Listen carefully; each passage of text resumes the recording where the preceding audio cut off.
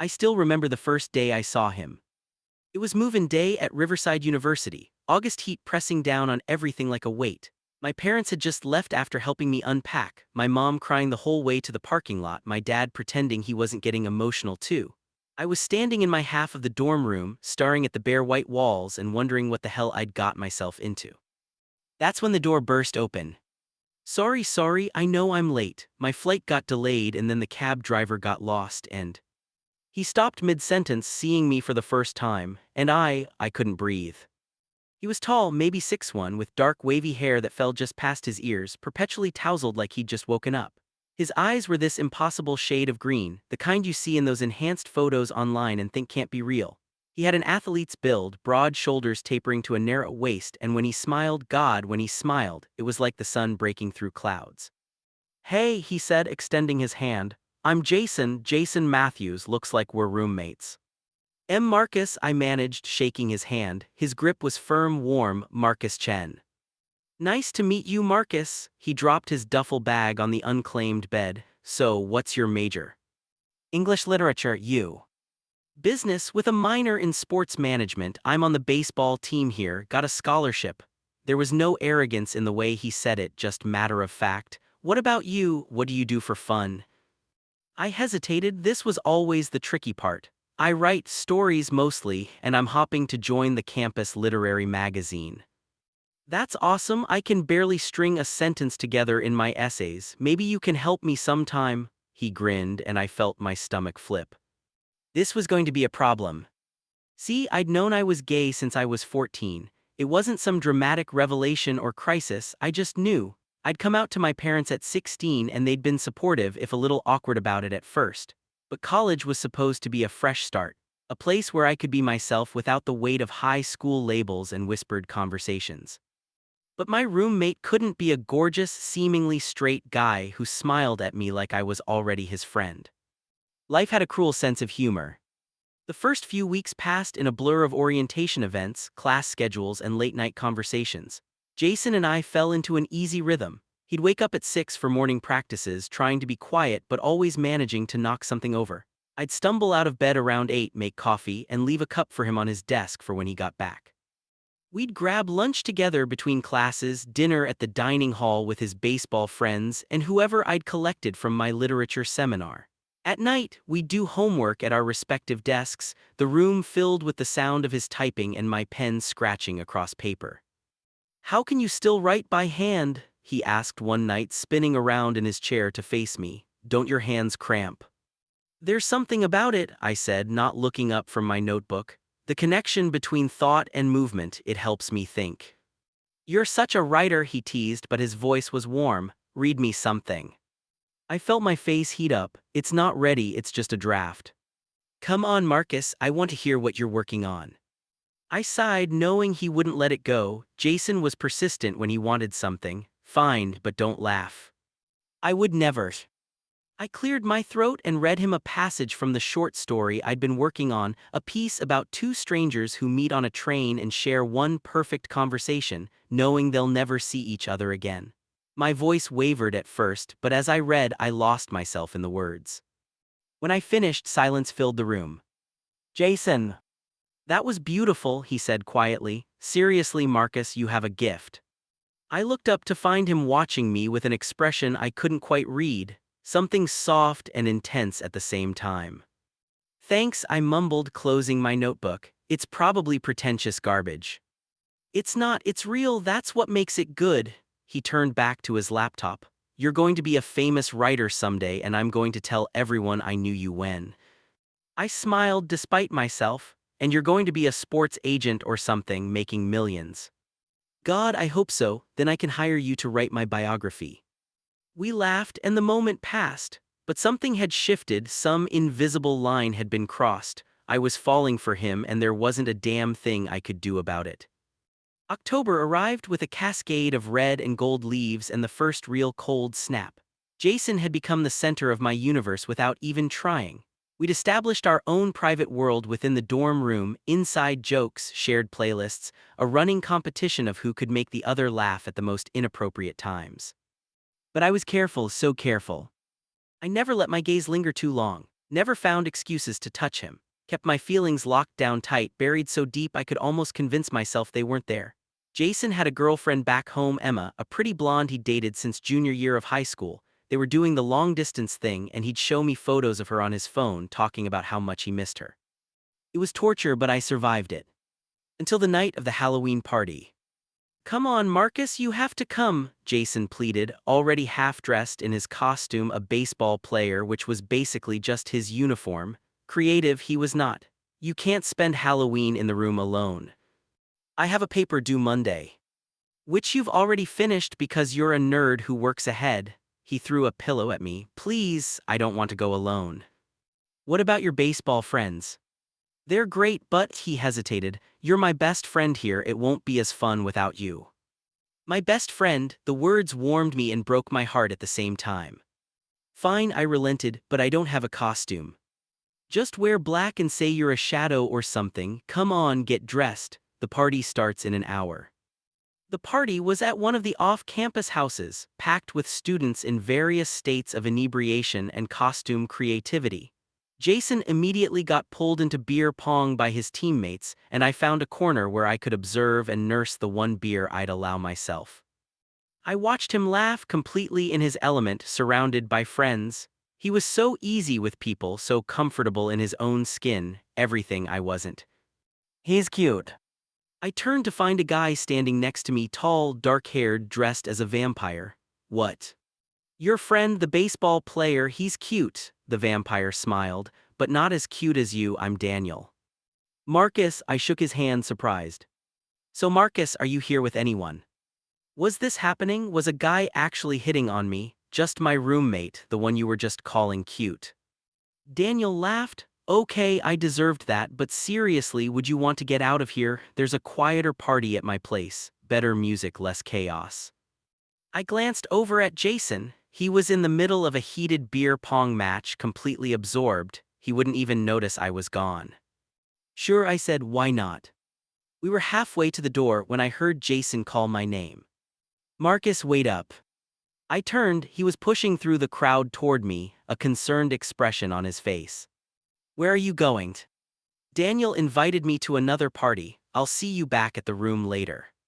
Something flickered across Jason's face. Was it disappointment? "Oh, okay, just be safe, all right." "I will." I started to turn away. "And text me when you get there so I know you're okay." I smiled despite myself. "Yes, Dad." Daniel's party was exactly as described, smaller, quieter, with better music and more interesting conversation. He introduced me to his friends, most of them from the LGBTQ+ Student Alliance. It was the first time since arriving at college that I'd been in a space where I didn't have to monitor every word, every gesture. It was liberating. Daniel and I talked for hours, discovering shared interests in literature and film. He was a film studies major, passionate and articulate, and he was clearly interested in me.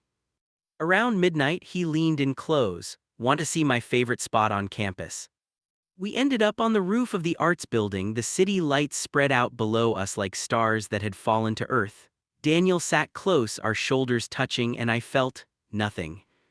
He was attractive, funny, interesting, everything I should want, but when he leaned in to kiss me, I pulled back.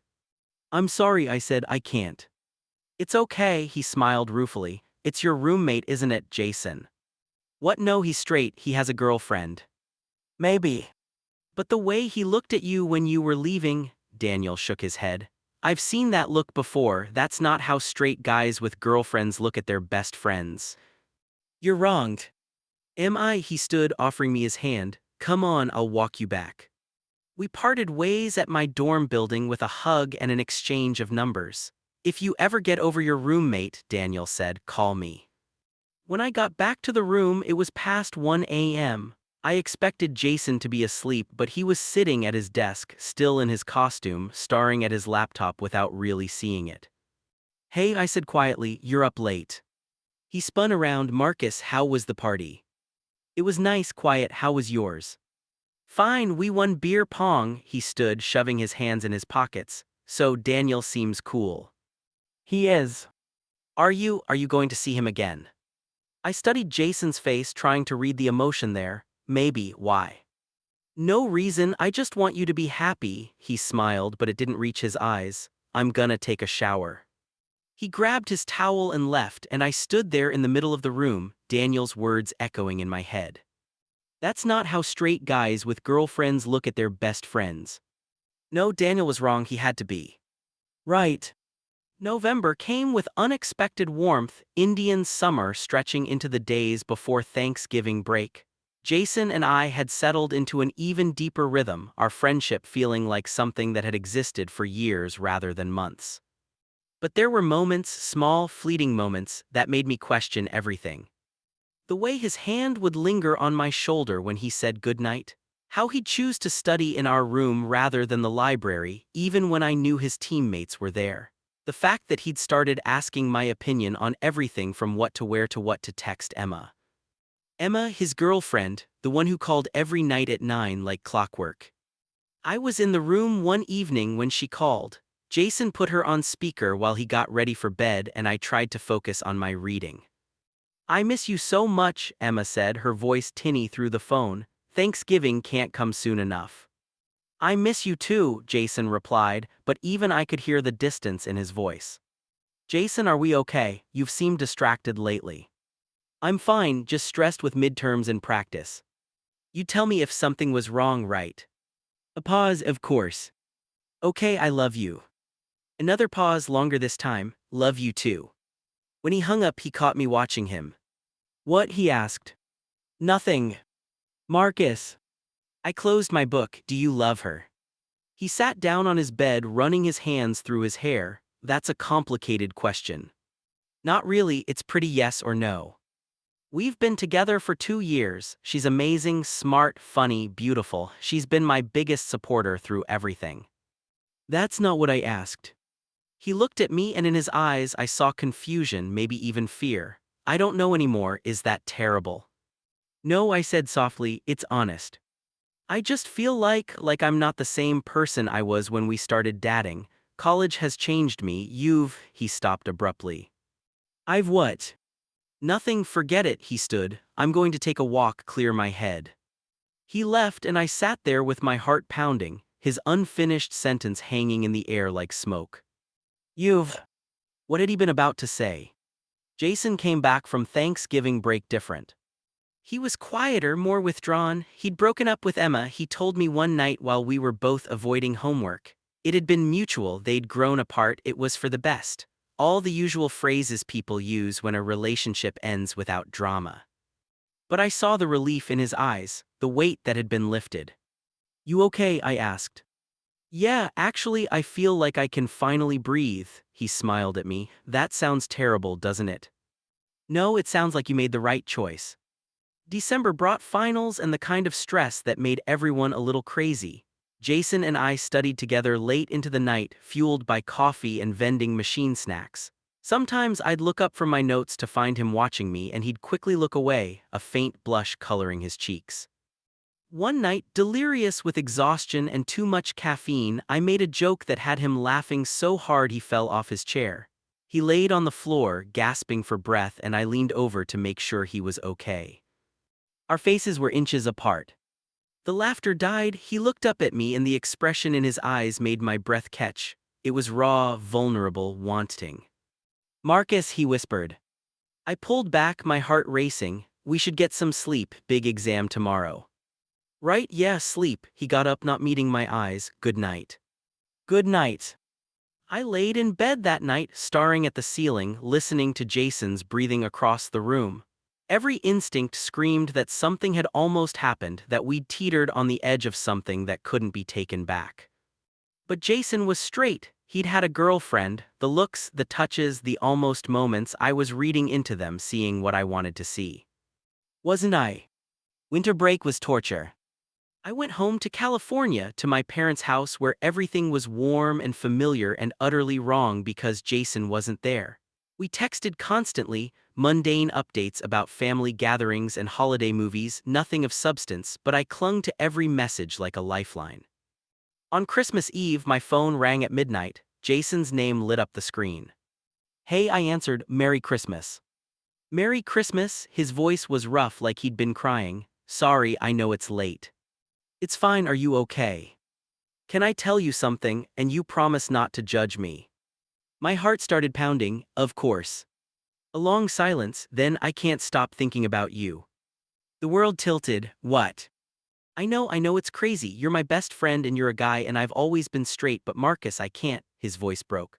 I can't get you out of my head, the way you smile when you're reading something you love, how you scrunch up your nose when you're concentrating, the sound of your laugh, I miss you so much it physically hurts and I don't know what that means and I'm terrified. I couldn't breathe, couldn't think, Jason. Please don't hate me, I just needed to tell someone and you're the only person I trust with this. I don't hate you, I managed, I could never hate you. What do I do, Marcus? How do I figure this out? I closed my eyes, gripping the phone so hard my knuckles went white. This was the moment. I could tell him the truth, that I'd been in love with him since the day we met, that every smile he gave me was both the best and worst part of my day, that the thought of him feeling even a fraction of what I felt made my heart soar and break at the same time. Or I could protect him, protect us both from the complication, the uncertainty, the risk of losing what we had. Take your time, I said quietly. There's no rush to figure it all out, just be honest with yourself, that's all you can do. Thank you, he sighed. I'm sorry for dumping this on you, especially on Christmas. Don't apologize, I'm glad you told me. Marcus. Yes. I really do miss you. I miss you too. When we hung up, I sat in the dark of my childhood bedroom, shaking. Everything had changed, or maybe nothing had. Maybe this was just Jason working through confusion, a phase that would pass. But God, the hope that bloomed in my chest was dangerous. The first day back at school, I arrived at our dorm room before Jason. I unpacked slowly, trying to calm my nerves. We hadn't talked about our Christmas Eve conversation. Our texts had returned to normal, surface-level chat about nothing important. Maybe he regretted saying anything. Maybe he'd figured it all out and realized it was just stress and loneliness. The door opened. Jason stood there with his suitcase, his hair windblown, his cheeks flushed from the cold. We stared at each other. Then he dropped his suitcase, crossed the room in 3 long strides, and pulled me into a hug so tight I could barely breathe. Hi, he said into my shoulder. Hi, I managed. He pulled back but kept his hands on my arms, studying my face like he was memorizing it. We need to talk. My stomach dropped, okay. He sat on his bed and I sat on mine, the few feet between us feeling like miles. I spent the whole break thinking, he started, about what I said on Christmas, about you, about me. He took a deep breath. I've never been attracted to guys. In high school I dated girls, I liked girls. Emma was great, but then I met you and everything got confusing. Jason, you don't have to. Please let me finish. He looked at me with those impossible green eyes. At first I thought it was just that we were good friends. That I'd never had a friend I connected with like this. But then I'd catch myself staring at you, or I'd feel jealous when you'd talk about Daniel, or I'd make up excuses to spend time with you, and I kept thinking about that night when we were studying. I remember. Marcus, I think he swallowed hard. I don't know what I am. I don't have the words for it yet. All I know is that when I think about the person who makes me happiest, who I want to talk to about everything, who I trust completely, it's you, it's always been you. Tears pricked my eyes, you're my person too. Really? Jason, I've had feelings for you since move-in day. I've been hiding it this whole time because I didn't want to ruin our friendship. His face lit up with wonder, you have. I nodded, not trusting my voice. So what do we do now? I thought about it, about the risk, the fear, the beautiful, terrifying possibility of this. We take it slow, no pressure, we figure it out together. Together, he repeated like he was testing the word. I like that. He stood and crossed to my bed, sitting next to me, close enough that our knees touched. He reached for my hand, threading our fingers together, and the simple touch sent electricity through me. Is this okay? He asked. Yeah, I whispered, this is okay. We sat like that for a long time, just holding hands, neither of us quite believing this was real. The next few weeks were a careful dance. In public, we were the same as always, best friends, roommates, nothing to see here. But in private, in the sanctuary of our room, we were learning a new language. Sitting close on his bed while we watched movies, fingers brushing when we pass things to each other, goodnight hugs that lasted a little too long, and always that awareness, electric and constant, of each other's presence. Jason was researching, reading articles about sexuality and identity, joining online forums. He'd share things with me, his discoveries and realizations, and I'd listen, grateful that he trusted me with this journey. "I think I'm bisexual," he told me one night in late January. "That label feels right." Yes. Yeah, I was attracted to Emma, to other girls, that was real, but this, he gestured between us, this is real too, maybe even more real. "Thank you for telling me. Marcus, can I try something?" "What?" "Can I kiss you?" My heart stopped. "Are you sure?" "I've been thinking about it for weeks. If you don't want to, that's totally fine, but—" "Yes," I interrupted. "Yes, I want to." He cupped my face with trembling hands, leaning in slowly, giving me every chance to pull away. When our lips finally met, it was soft, tentative, questioning. And absolutely perfect. The kiss was brief, just a few seconds, but when we pulled apart, we were both breathing hard. "Wow," Jason said. "Yeah. Can we do that again?" I laughed. "Definitely." The second kiss was deeper, more confident. His hands moved to my hair and I gripped his shirt, pulling him closer. We'd been moving toward this moment for months, and now that we'd finally arrived, it felt inevitable, right? When we finally broke apart, Jason rested his forehead against mine. "I'm falling in love with you," he whispered. "Is that crazy? We've only been, whatever we are, for a few weeks." "We've been building to this since August," I said, "and I'm falling in love with you too, have been for a while." He kissed me again, and this time, I felt him smile against my lips. Of course, it couldn't all be perfect.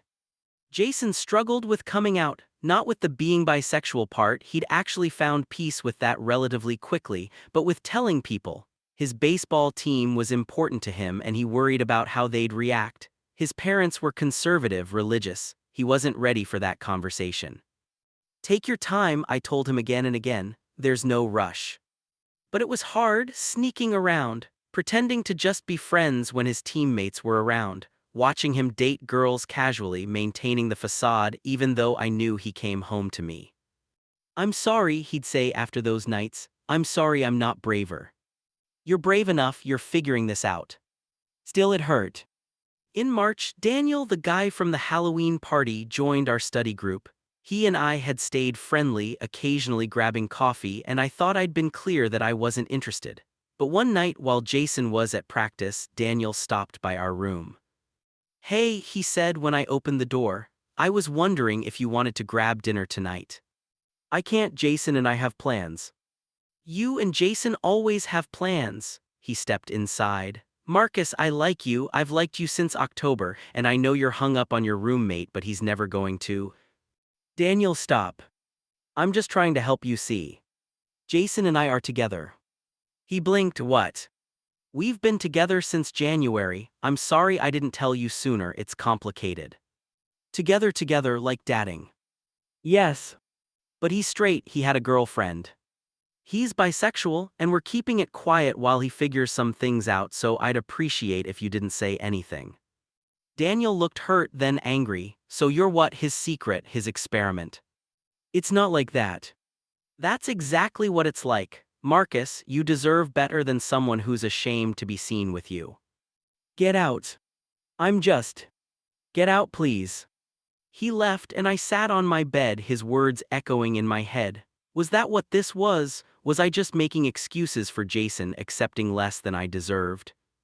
When Jason came home an hour later, sweaty from practice, he took one look at my face and knew something was wrong. "What happened?" I told him about Daniel's visit, the things he'd said. Jason listened, his expression growing darker. "He's wrong," Jason said when I finished. "Marcus, you're not some secret I'm ashamed of, I'm just scared there's a difference." "Is there? Because from where I'm sitting, it feels pretty similar." "What are you saying?" "I'm saying I love you, I'm saying I want to be with you. But I can't do this forever, hiding, pretending, watching you maintain this straight persona while we're only real behind closed doors. I need more time." "How much time?" "I don't know," he ran his hands through his hair in frustration. I'm trying, Marcus, I'm really trying. I know you are, but I'm tired of feeling like I'm not enough reason to be brave. The words hung between us, sharp and painful. You are enough, Jason said quietly, you're everything. Then prove it. We didn't talk about it again for weeks. Instead, we existed in this painful limbo, together but not, loving but hurting. April arrived with flowers and longer days. Finals were approaching, and with them, the end of our first year. Jason would be going home for the summer back to his small town in Ohio. I'd be staying in California, interning at a literary magazine. 3 months apart, could we survive that? Could we survive this?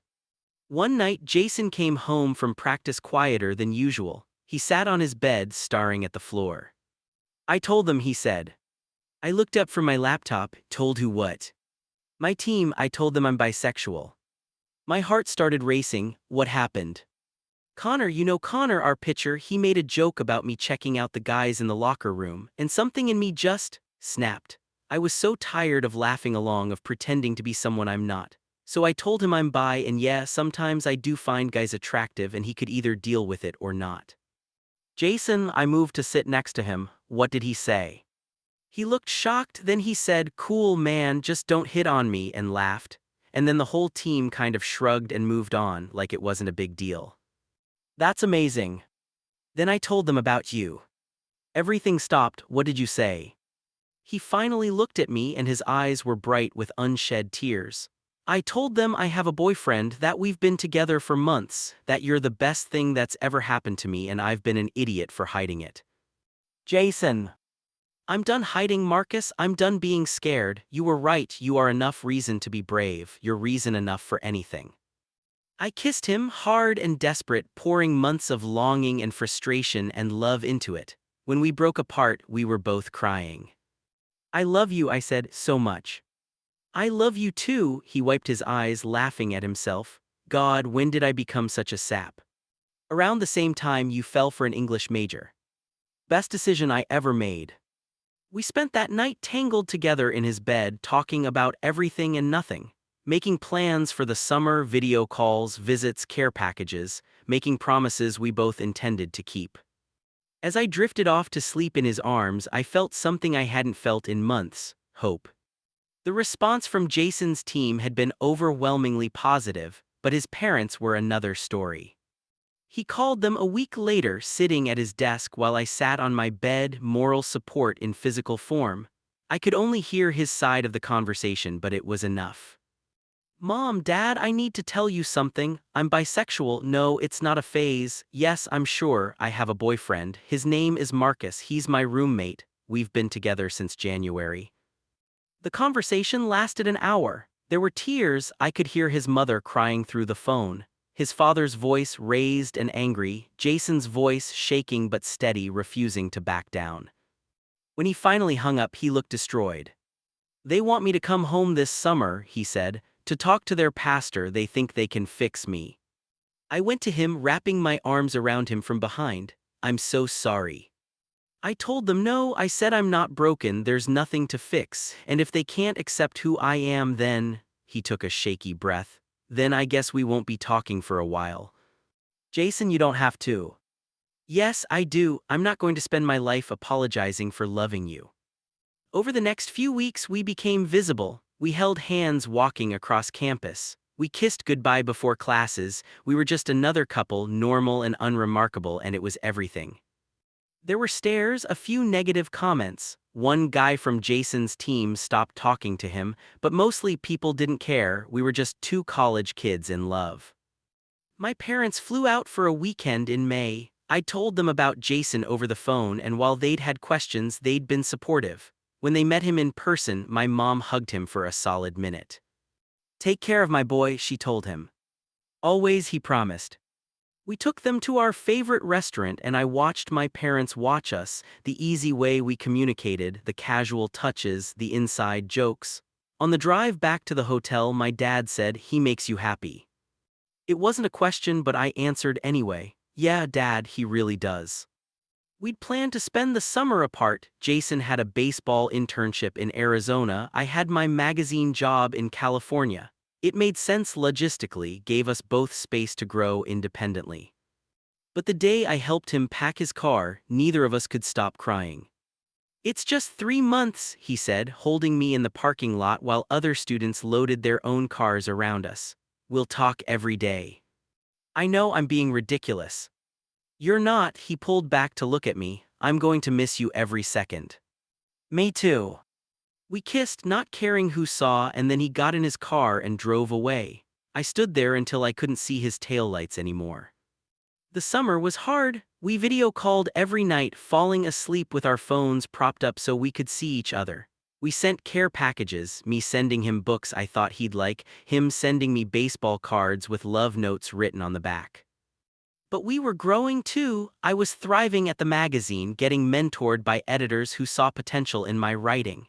Jason was networking in the sports world, making connections that would serve his career. In July, Jason flew to California for a long weekend. The moment I picked him up from the airport, it was like no time had passed at all. We spent 3 perfect days together, going to the beach, eating at food trucks, staying up all night talking. On his last night, we laid on a blanket in my parents' backyard, looking up at the stars. "I've been thinking," Jason said. "Dangerous." He laughed, squeezing my hand.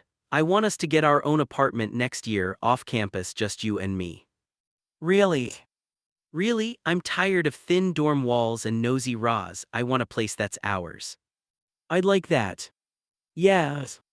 "Yeah," I rolled over to face him. "I can't imagine living with anyone but you." "Good, because you're stuck with me." We kissed under the stars, and I thought about how far we'd come. From that first awkward meeting in our dorm room to this moment, lying under the California sky, planning our future together. "I love you," I whispered. "I love you too," he said, more than I ever thought possible. September came faster than either of us expected. We moved into our apartment, a modest one-bedroom place about 15 minutes from campus. It was small, with creaky floors and a bathroom that never got quite warm enough, but it was ours. Jason hung his baseball jerseys in the closet next to my collection of vintage band t-shirts. We argued over bookshelf space. I won more books. We learned each other's domestic quirks. He always left cabinet doors open. I couldn't go to sleep with dishes in the sink. "We're like an old married couple," Jason joked one night while we assembled IKEA furniture. "We've been together 8 months," I pointed out. "Feels longer in a good way." Our friends started coming over regularly. Jason's baseball teammates would crowd into our living room for game nights. My literary magazine crew would take over the kitchen table for editing sessions. Our worlds, once separate, were blending seamlessly. One Saturday in October, we hosted our first real dinner party. 6 people crammed around our tiny table, wine flowing, laughter bouncing off the walls. I looked around at the scene, Jason telling some ridiculous story, our friends hanging on his every word, and felt overwhelmingly grateful. This was the life I'd dreamed of but never quite believed I'd have. After everyone left, Jason and I collapsed on the couch, exhausted and happy.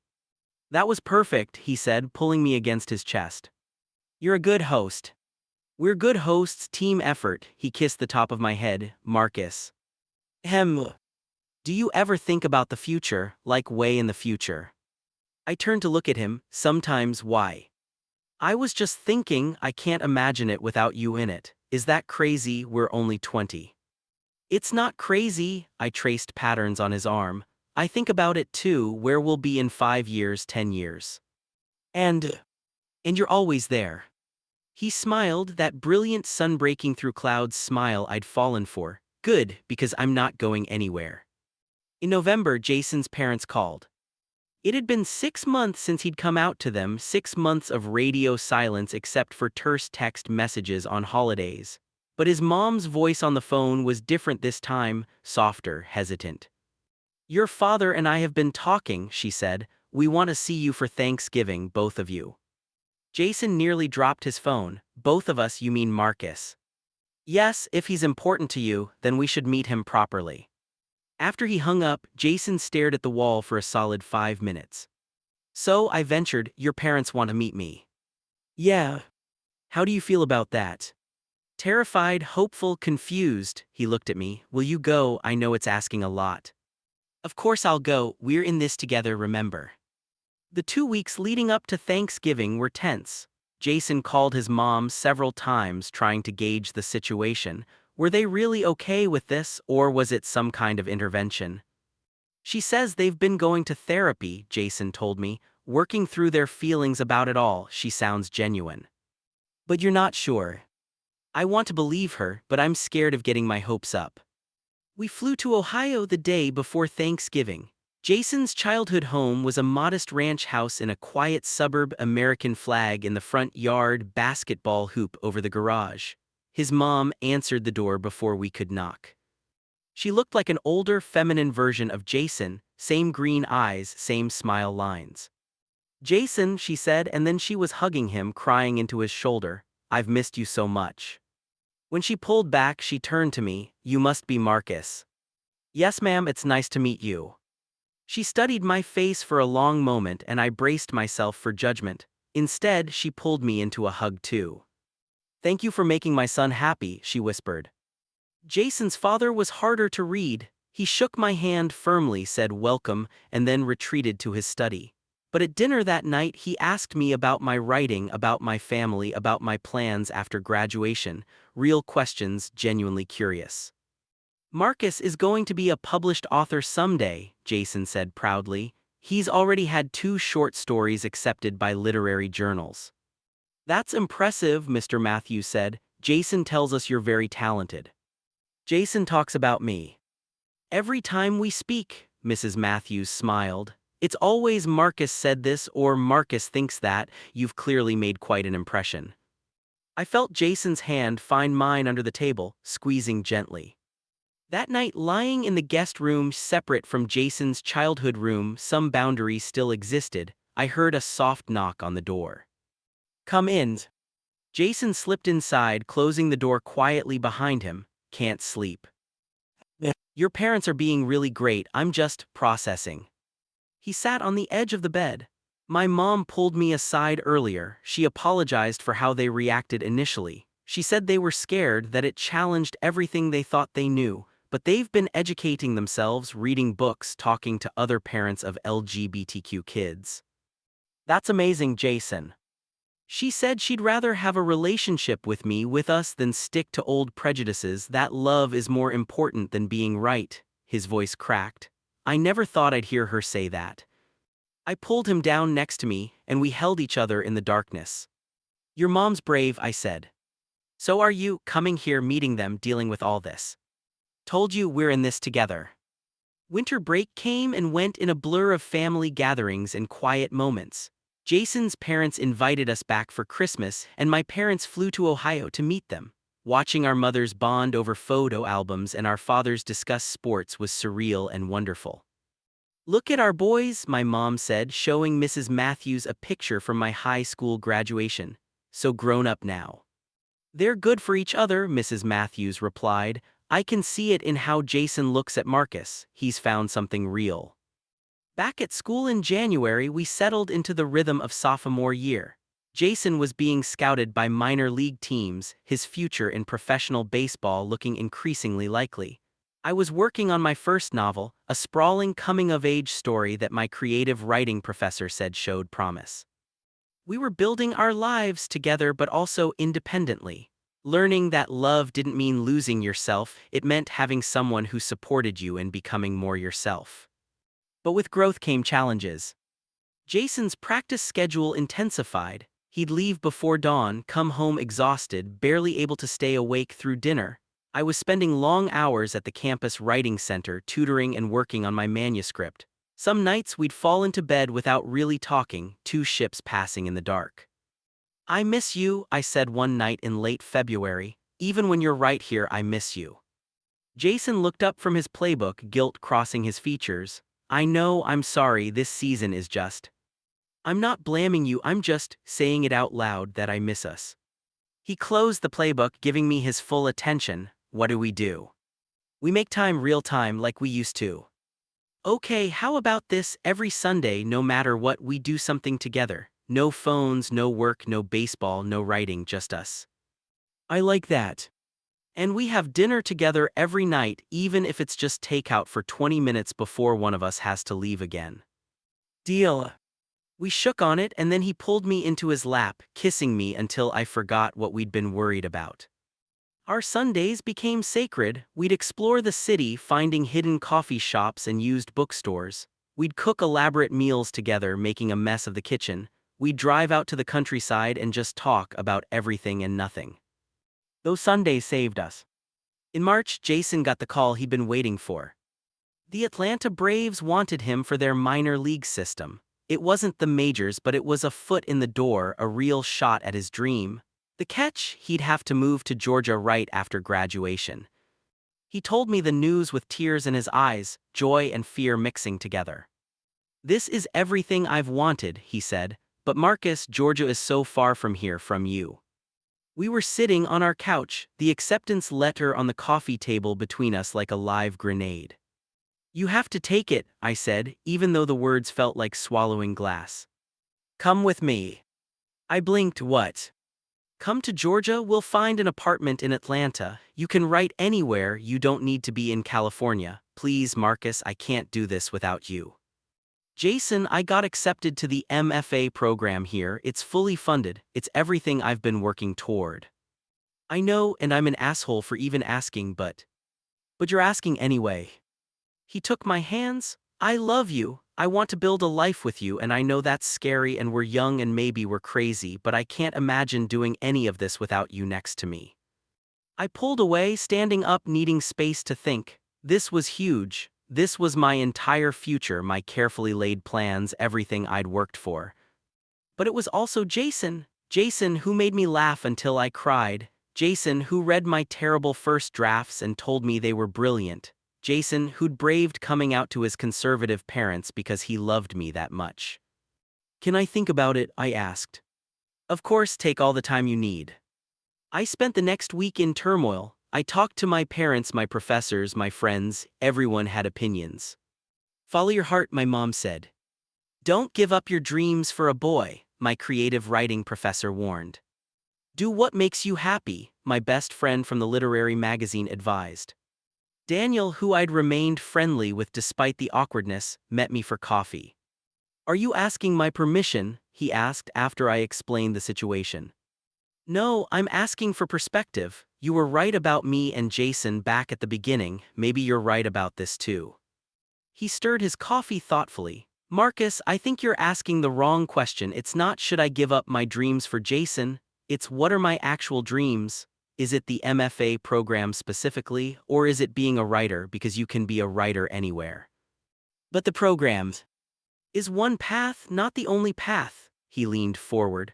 "Look, I was jealous of Jason, I'll admit that, but watching you two together, seeing how you light up when you talk about him, that's not something you find every day, and if you're lucky enough to find it, maybe you should hold on to it."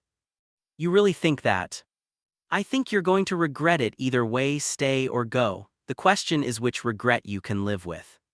That night I sat down and made a list, not a pros and cons list, something deeper. I wrote down what I wanted my life to look like in 5 years, 10 years, 20 years.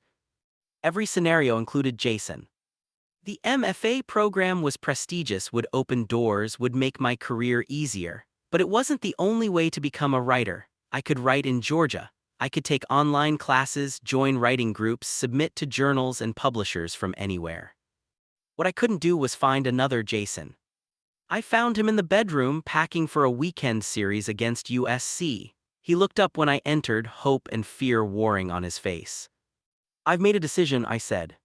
He set down the shirt he'd been folding. "Okay. I'm coming with you to Georgia." His face transformed, pure joy flooding his features. "Really, Marcus, are you sure? I don't want you to." "I'm sure. My dream is to be a writer. That dream doesn't require this specific MFA program. It just requires dedication and hard work, and I can do that anywhere." I crossed to him, taking his hands. "But my dream also includes you, and I'm not willing to give that up." He kissed me, deep and loving and full of promise. "I'm going to make sure you never regret this." "I know you will." Our senior year was bittersweet. We told our friends about our plans and the reactions were mixed. Some were excited for us, others worried we were making a mistake. but slowly people came around, seeing how committed we were to making it work. Jason's baseball career took off. He had an incredible season, breaking school records, getting written up in sports blogs. Scouts came to every game. His future was bright and getting brighter. I finished my novel, all 95,000 words of it, and started querying agents. The rejections came fast and frequent, but I'd expected that. It was part of the process. "Your time will come," Jason assured me after a particularly harsh rejection letter. "You're too talented not to make it." "You have to say that, you're my boyfriend." "I'd say it even if I wasn't. You're brilliant, Marcus. The world just needs time to catch up." We hosted one last dinner party in April, a farewell to our apartment and our life in California. All our friends came, baseball players and writers, an eclectic mix that somehow worked. We stayed up until 3 in the morning, telling stories and making promises to stay in touch. "You two are relationship goals," one of Jason's teammates said, slightly drunk. "Like, seriously, if I ever find someone who looks at me the way you look at each other, I'll know I've made it." Jason squeezed my hand under the table, and I squeezed back. Graduation came on a perfect May morning. Our families sat together in the stands, my parents, Jason's parents, all of us united. When Jason's name was called, I screamed louder than anyone. When my name was called, he did the same. Afterwards, we took photos in our caps and gowns, surrounded by the people we loved. "I'm so proud of you both," Mrs. Matthews said, hugging us. "Look at the men you've become." My mom was crying, of course. "My baby's all grown up." "Mom, I'm 22. You'll always be my baby." That night, just the two of us in our nearly empty apartment, we sat on the floor surrounded by boxes. "Are you scared?" Jason asked. "Terrified," I admitted, "but also excited. We're really doing this." "We're really doing this," he pulled me close. "Thank you, by the way." "For what?" "For choosing me, for choosing us. I know it wasn't an easy decision." "It was the easiest decision I've ever made," I said, and I meant it. We moved to Atlanta in June, driving cross-country in a rented U-Haul with all our worldly possessions. The apartment Jason had found was in a trendy neighborhood full of coffee shops and bookstores. He'd chosen it specifically for me. "I know it's not as nice as what we could afford closer to the training facility," he said as we unpacked. "But I wanted you to have a writing community, a place where you could feel at home." I kissed him. "It's perfect." The first few months were an adjustment. Jason's schedule was intense: practices, training, games. He was gone more than he was home. I spent my days writing, exploring the city, joining a local writing group. It was lonely sometimes. I missed our friends from college, missed the familiarity of California. But then Jason would come home, exhausted but happy, and tell me about his day. Or I'd finish a particularly good chapter and rush to share it with him, and I'd remember why we'd done this. In August, something miraculous happened. An agent I'd queried months ago, one I'd forgotten about, emailed to say she loved my manuscript and wanted to represent me. I called Jason immediately, interrupting his practice. She said yes, and agent said yes. His whoop was so loud I had to pull the phone away from my ear. "Marcus, that's incredible. I'm coming home right now." "Don't you dare, you have practice." "This is more important." "Jason Matthews, you stay at that practice. We'll celebrate tonight." He did come home early though, with champagne and flowers and a pride in his eyes that made my heart swell. "To my brilliant boyfriend," he toasted, "soon-to-be published author. It's just representation. There's still a long way to go. But you're on your way. I always knew you would be." We made love that night with a tenderness that still, after nearly 2 years together, took my breath away. This was my person, my home. No matter where we lived or what challenges we faced, as long as we had each other, we'd be okay. October brought Jason's call-up to the major leagues. It was temporary, just filling in for an injured player, but it was the dream. He called me from the locker room, voice shaking with emotion. "I'm playing in the majors, Marcus, actually playing." "You did it," I said, crying happy tears. "I'm so proud of you."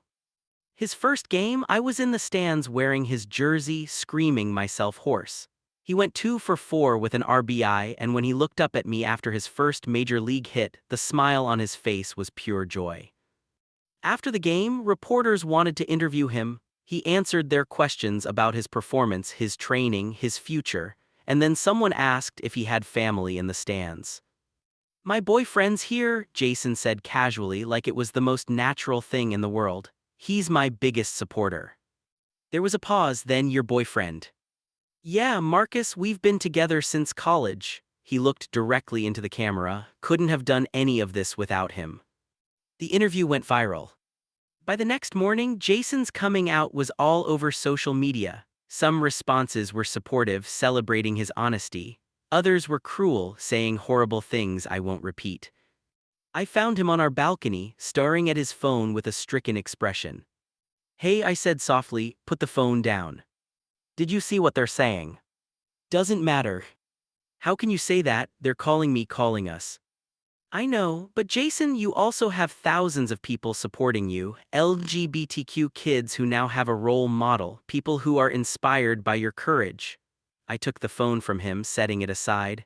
"You're changing things just by being yourself. What if this ruins my career?"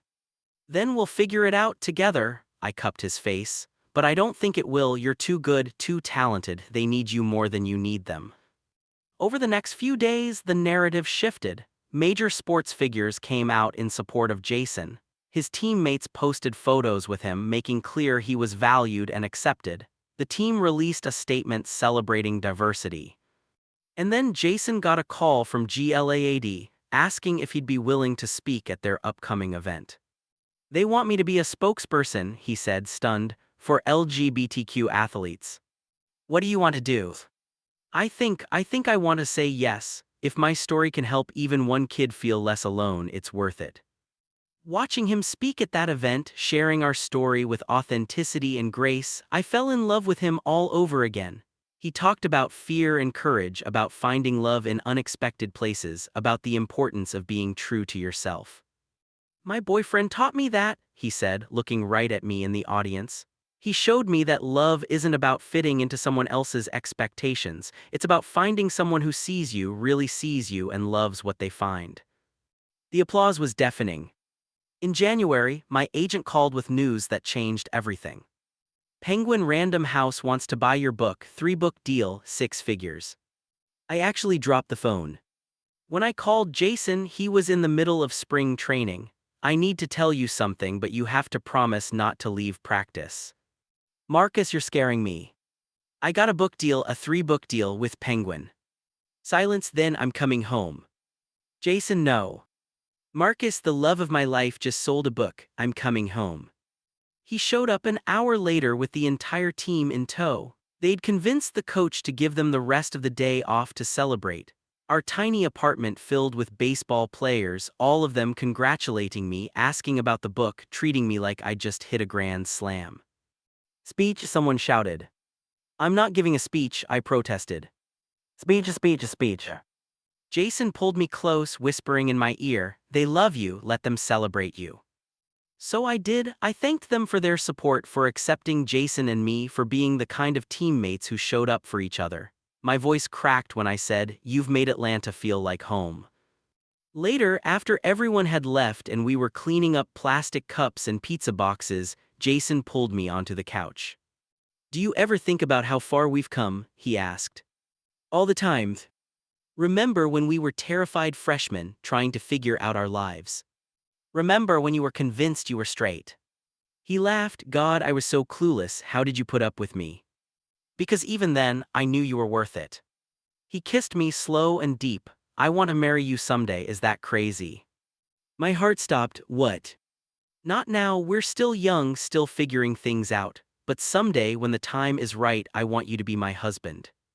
"Jason." "You don't have to answer now, I just wanted you to know. You're it for me, Marcus, you're my endgame." Tears streamed down my face. "You're my endgame too." The book came out in September, 2 years after we'd moved to Atlanta. The launch party was at a beautiful bookstore in our neighborhood, and everyone came. My parents, Jason's parents, our college friends who flew in, Jason's entire team, my writing group, people from the LGBTQ community who'd followed our story. I stood at the podium looking out at the faces of people I loved and felt overwhelmed with gratitude. This book, I said, holding up a copy, is about finding yourself in unexpected places. It's about love and identity and the courage it takes to be authentic. And while it's fiction, it's also deeply personal, because I wrote it while living the life I'd always dreamed of but never quite believed I deserved. I looked at Jason, standing in the front row with tears in his eyes. I dedicated this book to to Jason, because none of this would exist without him, not just the book but the life I'm living, the person I've become. He saw me when I was hiding, loved me when I was afraid, and stood beside me through every challenge and triumph. After the reading, people lined up for signed copies. An elderly woman took my hand as I signed her book.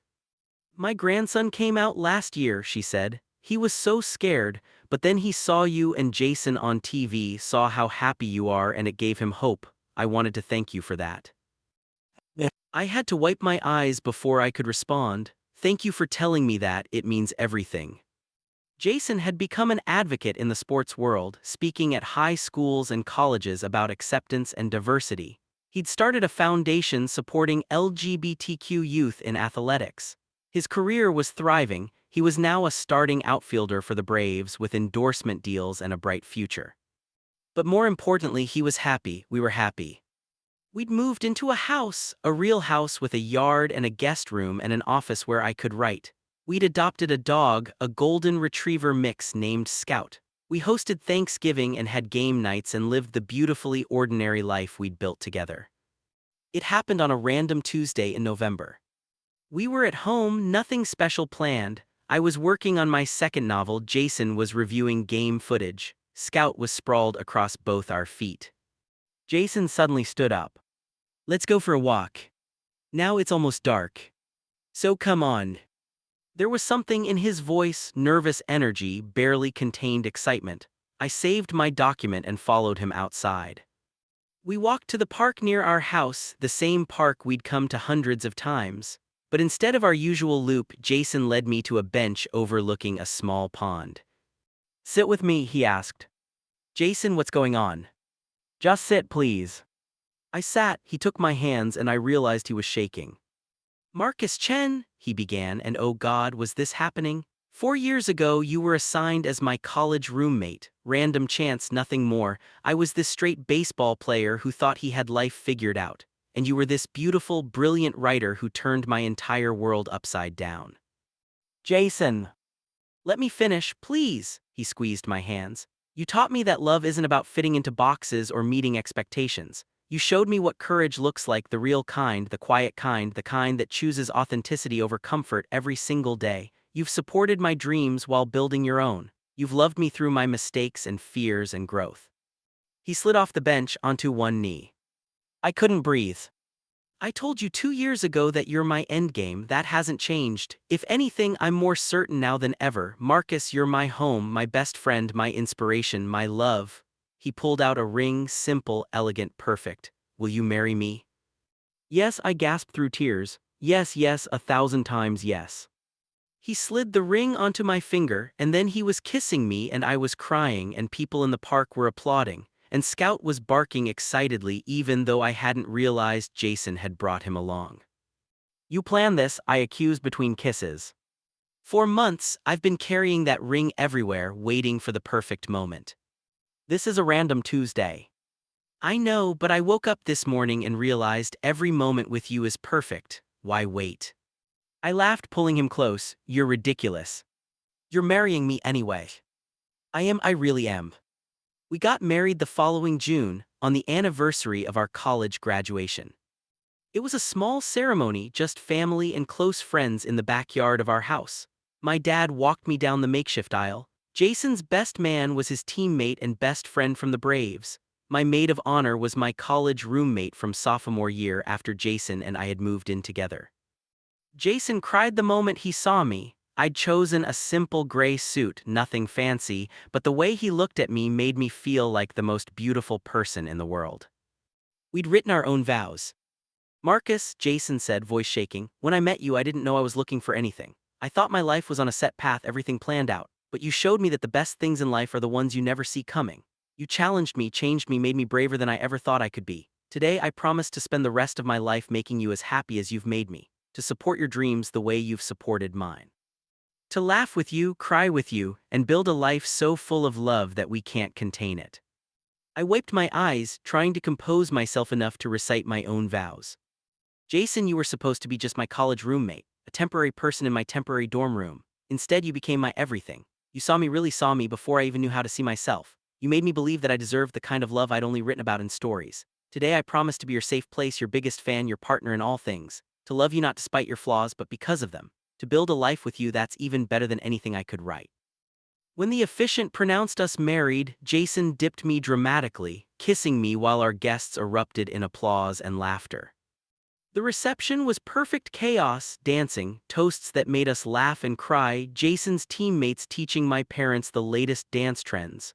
My mom and Jason's mom had become best friends, and watching them cry-laugh together on the dance floor was everything. My dad pulled me aside during a slow song. "I'm proud of you," he said. "Not for the book or the wedding or any of it. I'm proud of who you've become, the choices you've made, the life you've built." "Thanks, Dad." "Jason's good for you, you're good for each other." He glanced over at Jason, who was being lifted on his teammate's shoulders. "That's what marriage should be, two people making each other better." "That's what I'm hoping for. You'll get it, I can tell." Later during our first dance, Jason whispered in my ear, "Hi, husband." "Hi yourself, husband." "That sounds good, doesn't it?" "It sounds perfect." We swayed together as the sun set, surrounded by everyone we loved, and I thought about the terrified 18-year-old I'd been on move-in day. The one who thought he'd have to hide who he was, who never dreamed he'd find someone like Jason. If I could go back and tell that kid what was waiting for him, I would, but maybe the not knowing made it even more beautiful. 5 years into our marriage, life looked different than we'd imagined, but better than we'd hoped. My writing career had taken off. 3 published novels, a 4th on the way, speaking engagements, teaching occasional workshops. I'd found my voice, my audience, my place in the literary world. Jason had become one of the most recognizable LGBTQ athletes in professional sports. He'd won a Gold Glove, made 2 All-Star teams, and used his platform to advocate for equality and acceptance. His foundation had grown, helping thousands of young LGBTQ athletes find community and support. But more than the accolades and achievements, we'd built a life. We'd traveled to Europe, to Asia, to every place we'd ever dreamed of seeing. We'd renovated our house, turning it into a real home filled with art and books and photos of our adventures. We'd deepened our friendships, supporting our friends through their own milestones. Daniel had gotten married to a wonderful guy he'd met at a literary conference. They'd asked me to read at their wedding, and standing up there, celebrating their love, I'd felt the beautiful symmetry of it all. Jason's parents had become regular visitors, his mom constantly calling to check on us, his dad and Jason watching games together every weekend. They'd fully embraced our relationship, our marriage, our life. My parents had retired and moved closer to us, buying a condo 20 minutes away. Sunday dinners with them became a tradition, all of us crowded around our dining room table, passing dishes and sharing stories. And then, in year 6 of our marriage, we made a decision that would change everything. If this story touched your heart, show your support by liking this video. Subscribe to our channel for more powerful stories like this. Your support keeps these stories alive. Thank you.